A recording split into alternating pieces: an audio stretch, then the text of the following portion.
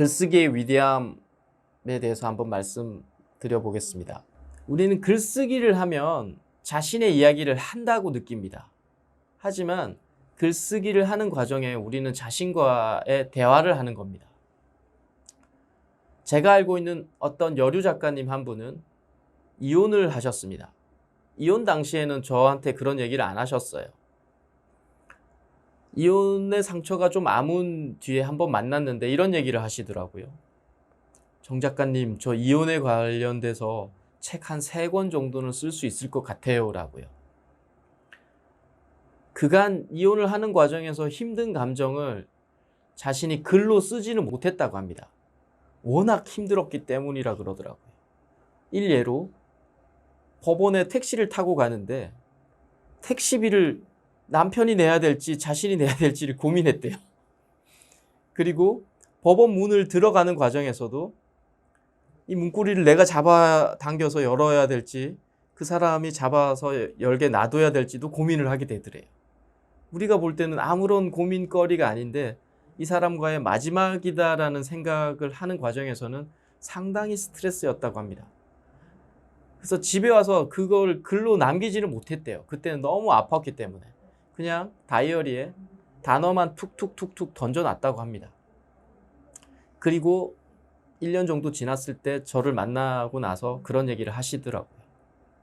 정말 책으로 쓰면 한 4권, 5권을 쓸 수 있겠다라는 말씀을 하셨습니다. 이렇듯 책은요, 글은요, 힘들고 고통스럽고 슬프고 아픈 이런 사항들을 다 재료로 쓸 수 있습니다. 일반적인 사람들이면 이 감정을, 아프고 슬프고 한 감정을 밀어내려고 애쓰죠. 잊어버리려고.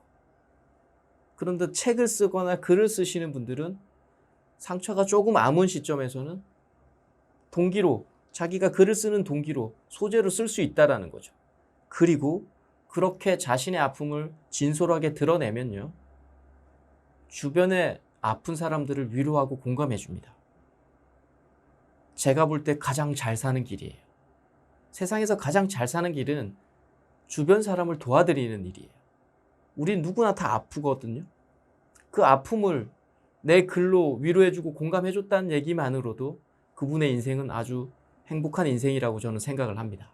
글쓰기를 잘한다는 건 자신의 컨텐츠를 표현할 수 있는 뭔가를 가지고 있다는 얘기죠. 자신을 표현할 수 있는 건 보통 우린 2가지를 갖고 있습니다. 말하기 또는 글쓰기입니다. 말하기는 요즘에 영상이 또 대세이긴 합니다.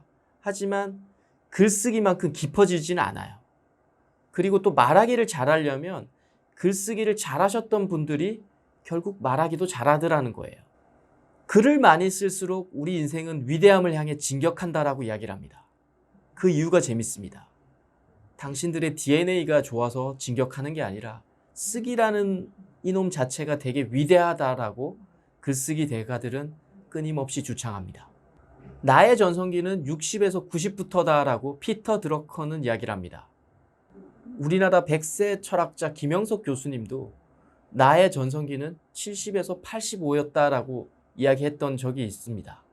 이분들의 공통점은 결국 읽기와 쓰기에 있다는 거예요. 저는 좀 쓰기를 더 강조를 하죠. 오늘부터 여러분들은 쓰기 위해서 읽으셔야 합니다.